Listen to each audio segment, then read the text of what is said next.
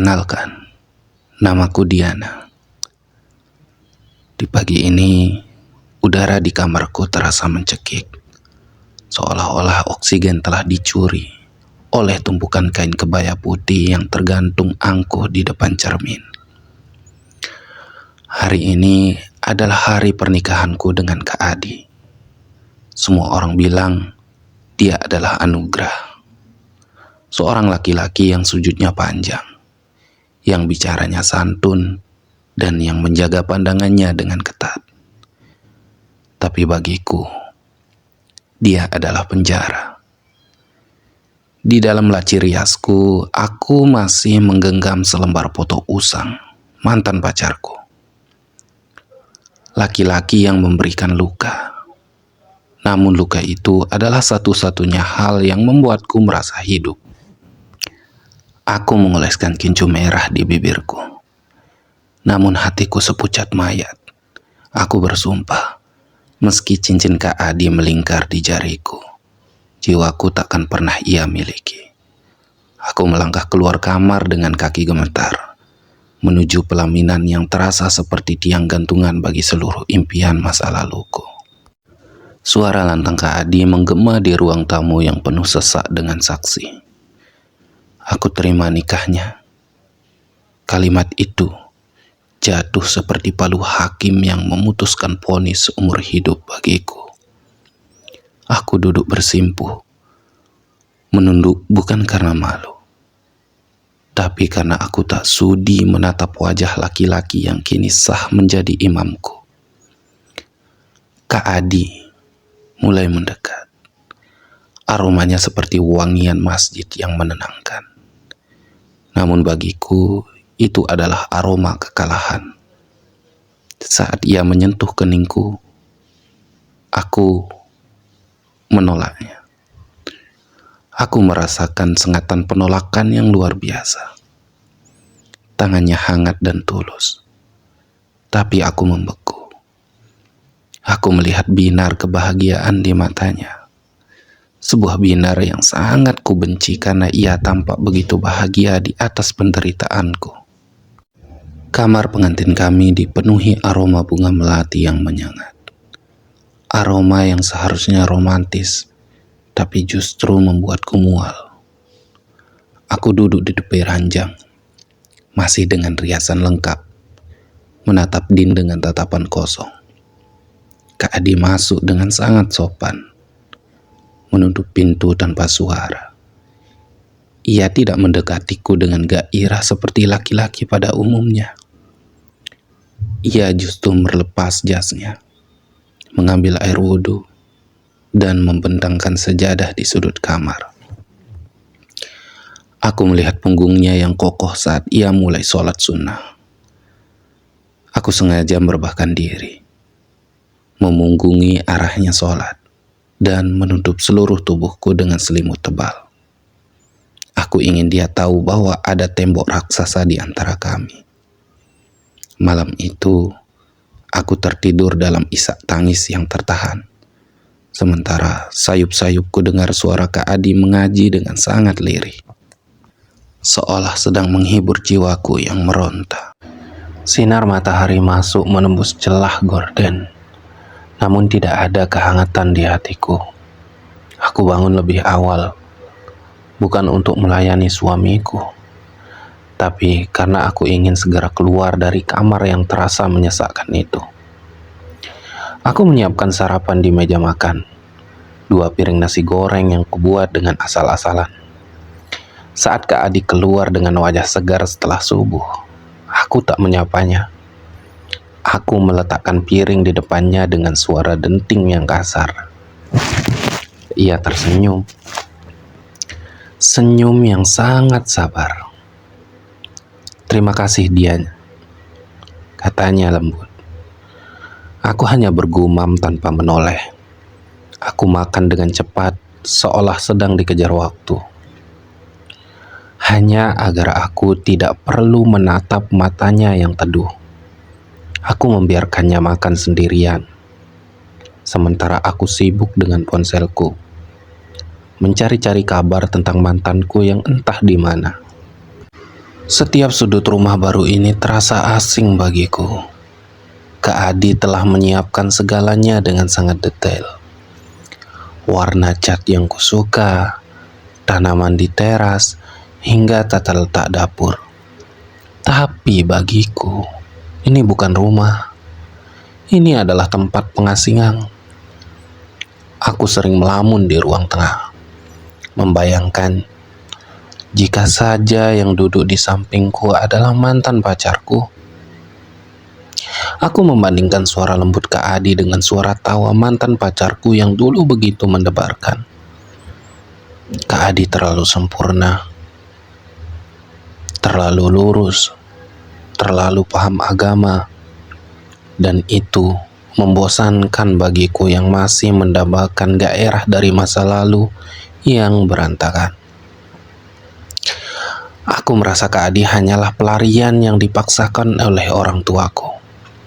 Dan setiap kali ia mencoba bersikap romantis, aku selalu menemukan alasan untuk menjauh dan menyendiri di kamar mandi hanya untuk menangis.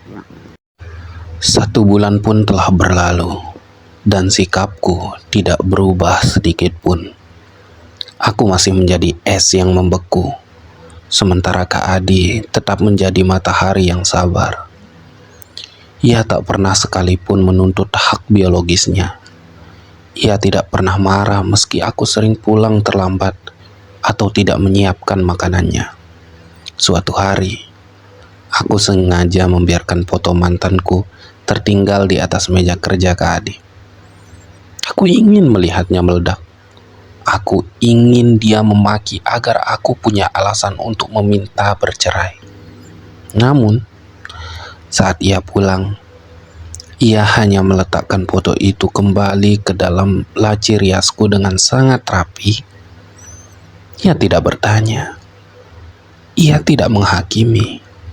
Ia justru membelikanku martabak kesukaanku seolah tidak terjadi apa-apa. Kesabarannya itu justru menjadi siksaan bagiku. Ia membuatku merasa seperti penjahat paling keji tanpa perlu mengucapkan satu kata pun. Hari-hari setelah insiden martabak itu terasa seperti berjalan di atas duri. Kak Adi tetap seperti biasa, lembut dan perhatian. Namun kebaikannya kini terasa seperti sembilu bagiku.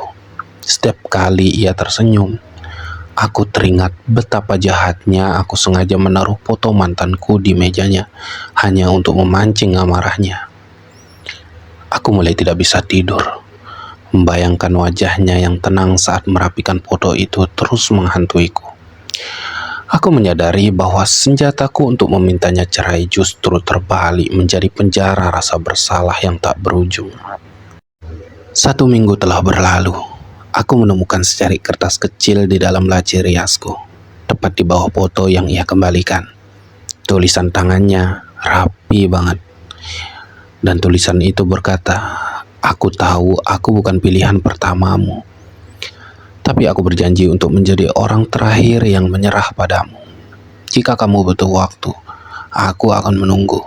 Jika kamu butuh ruang, aku akan menjauh sedikit. Tapi tolong, jangan sakiti dirimu sendiri dengan kebencian ini." Membaca itu, pertahananku runtuh seketika. Aku menangis jadi-jadinya di kamar yang sepi itu, menyadari bahwa selama ini aku sedang menghancurkan orang yang justru paling menjagaku. Di tengah pergolakan batinku, sebuah telepon dari kantor Kak Adi mengubah segalanya. Ia pingsan saat rapat dan dilarikan ke rumah sakit. Dokter mengatakan ia menderita kelelahan kronis dan stres yang terpendam. Saat aku melihatnya terbaring lemah dengan selang infus, aku merasa duniaku runtuh seketika. Pria yang tak pernah mengeluh meski aku maki. Pria yang tetap membelikanku makanan favorit meski aku abaikan. Kini terbaring tak berdaya. Di saat itulah aku sadar, ketakutan terbesarku bukanlah hidup bersamanya, melainkan hidup tanpanya.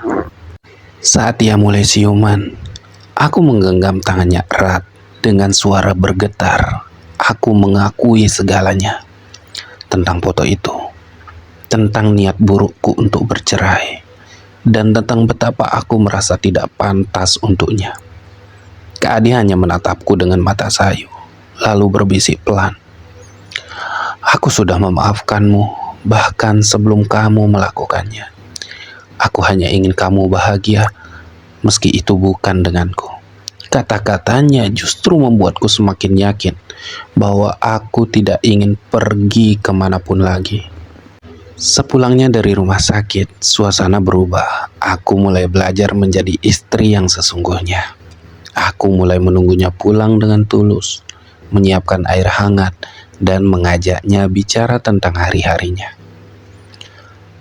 Ternyata, Kak Adi adalah pria yang sangat humoris dan cerdas jika aku mau membuka telinga. Tembok dingin yang kubangun selama berbulan-bulan perlahan runtuh, digantikan oleh kehangatan yang belum pernah kurasakan sebelumnya. Aku akhirnya membuang semua kenangan masa lalu dan fokus pada pria yang ada di depanku. Malam itu, hujan turun sangat lebat. Suara rintik yang menghantam atap menciptakan suasana syahdu yang menenangkan di dalam kamar. Cahaya lampu yang temerah memberikan kesan hangat, kontras dengan udara dingin yang menyerap dari balik jendela. Di tengah suara gemuruh guntur yang sesekali terdengar, aku merasakan kehadiran Kak Adi di sisiku dengan cara yang sangat berbeda dari biasanya. Tidak ada lagi kecanggungan atau jarak yang kupasang saat ia menarikku ke dalam pelukannya. Aku merasakan ketulusan yang luar biasa dari detak jantungnya yang tenang. Jemarinya yang hangat menyentuh jemariku, menggenggamnya erat seolah berjanji tidak akan pernah melepaskan. Aku membalas genggaman itu, menyadarkan kepalaku di bahunya, menghirup aroma tubuhnya yang menenangkan, aroma yang kini menjadi favoritku. Malam ini adalah malam yang sangat istimewa, karena untuk pertama kalinya sejak kami menikah, aku membuka seluruh hati dan ragaku untuknya. Inilah momen pertama kalinya aku menyerahkan diriku sepenuhnya sebagai seorang istri kepada suamiku, tanpa ada lagi paksaan atau keraguan yang membayangi. Setiap sentuhan dan tatapan matanya bercerita tentang pengampunan dan kesabaran yang selama ini ia berikan tanpa pamrih. Aku merasa seluruh bebanku terangkat, digantikan oleh rasa aman yang belum pernah aku rasakan sebelumnya. Di bawah selimut hangat dan irama hujan yang menderu di luar, aku membiarkan diri kami larut dalam perasaan yang tulus dan murni. Tidak ada lagi bayang-bayangan masa lalu. Hanya ada masa depan yang kami bangun bersama mulai detik ini. Saat ia mengecup keningku dengan lembut setelah kami menyatu dalam ikatan yang suci, aku memejamkan mata dengan senyum syukur yang tak terhingga. Aku merasa menjadi wanita paling bahagia di dunia malam itu, dicintai oleh pria yang begitu mulia hatinya, di tengah badai yang akhirnya menyatukan jiwa kami selamanya.